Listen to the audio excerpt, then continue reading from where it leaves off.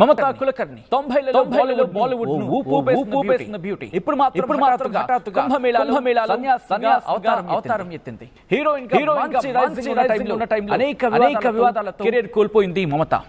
ఇప్పుడు కొత్త జీవితం మొదలుపెట్టింది. మాఫియా, డ్రగ్స్ లాంటి వ్యవహారాలతో స్టార్ ఇమేజ్ ని వదులుకున్న ఈ బాలీవుడ్ భామ ఇప్పుడెందుకు సన్యాసినిగా మారింది అనేది హాట్ టాపిక్ గా మారింది. ముంబై మాజీ పోలీస్ కమిషనర్ కూతురు మమతా కులకర్ణి చాలా చిన్న వయసులో బాలీవుడ్లోకి ఎంట్రీ ఇచ్చింది. స్టార్ హీరోలు అందరితోనూ నటించింది. స్టార్ డస్ట్ కవర్ పేజీపై నగ్నంగా ఫోటోలకు ఫోజులు ఇవ్వడంతో అప్పట్లో ఆమె కాంట్రవర్సీలో ఇరుక్కుంది. ఆమె టాప్లెస్ ఫోజులపై అప్పట్లో కోర్టు జరిమానా కూడా విధించింది. అలాగే కాంట్రవర్సీ కమెంట్స్ చేసి ఓ వర్గం ఆగ్రహాన్ని కూడా చవిచూసింది. అలా అడపాదడపా కాంట్రవర్షియల్ స్టేట్మెంట్స్ ఇవ్వడం, బాయ్ ఫ్రెండ్స్, నైట్ క్లబ్స్ ఇవన్నీ మమతకి చెడ్డ పేరు తెచ్చాయి. హీరోయిన్గా ఉన్న రోజుల్లోని ముంబై డాన్ చోటా రాజన్తో మమతకు సంబంధాలు ఉండేవని, అండర్ వరల్డ్ ఒత్తిడితోని ఆమెకు హీరోయిన్గా ఛాన్స్లు వచ్చేవని చెప్పుకునేవారు. బాలీవుడ్ను వదిలిపెట్టిన తర్వాత ఒక ఎన్ఆర్ఐ బిజినెస్ మ్యాన్ని పెళ్లి చేసుకుని అమెరికా వెళ్ళిపోయి న్యూయార్క్లో సెటిల్ అయిపోయింది ఈ భామ. కానీ ఆ పెళ్లి కొన్నాళ్లకు పెటాకులైపోయింది. ఆ తర్వాత తన ఒకప్పటి బాయ్ ఫ్రెండ్ అయిన విక్కీ గోస్వామిని పెళ్లి చేసుకుంది.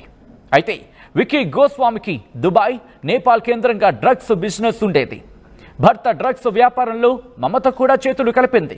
2014లోనే ఈ డ్రగ్స్ వ్యాపారం సంబంధించి పోలీసులు విక్కీ గోస్వామికి నోటీసులు ఇచ్చారు. తెలివిగా పోలీసుల నుంచి తప్పించుకుని విక్కీ, మమత ఇద్దరు కెన్యాకు పారిపోయారు. అక్కడి నుంచి డ్రగ్స్ బిజినెస్ చేసేవారు. 2017లో 20,000 కోట్ల రూపాయలు విలువైన డ్రగ్స్ సప్లైకి సంబంధించి వాళ్ళిద్దరిపై నార్కటిక్స్ కేసు బుక్ అయింది. దీంతో చాలా కాలం దుబాయ్లో రహస్యంగా జీవించింది మమత. ఆ తర్వాత ఆ కేసు నుంచి బయటపడింది. అందం, ఐశ్వర్యం అన్నీ ఉన్నా జీవితంలో క్రమశిక్షణ లేకపోవడంతో సినిమా హీరోయిన్గా నిలదొక్కుకోలేకపోయింది మమత. క్రిమినల్స్తో తిరిగి వాళ్లతోనే బతికి జీవితాంతం వివాదాలతోనే గడిపింది మమతా కులకర్ణి. చివరికి ఆ కేసులు అన్నిట్లోంచి బయటపడి దాదాపుగా 23 ఏళ్ల తర్వాత ఇప్పుడు స్వదేశానికి వచ్చింది.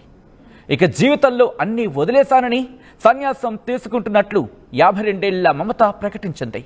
మహాకుంభమేళా సందర్భంగా మౌని అమావాస్య రోజున మమతా కులకర్ణి సన్యాసినిగా మారింది. అఖారా గ్రూప్లో మహామండలేశ్వర్గా స్థానం పొందడం మాత్రం అక్కడ పెద్ద స్థాయిలో ఉన్నవాళ్లు ఒప్పుకోవటం లేదు. అయితే ఆమె సన్యాసిగా మారడం వెనుక కూడా ఏదో లాభం ఉందనే వాదనలు ఉన్నాయి. 2,000 కోట్ల రూపాయల విలువైన డ్రగ్స్ కేసులో ఆమె పాత్రధారి అని, దాని నుంచి తప్పించుకునేందుకు సన్యాసం తీసుకుందని నెటిజన్లు చర్చించుకుంటున్నారు.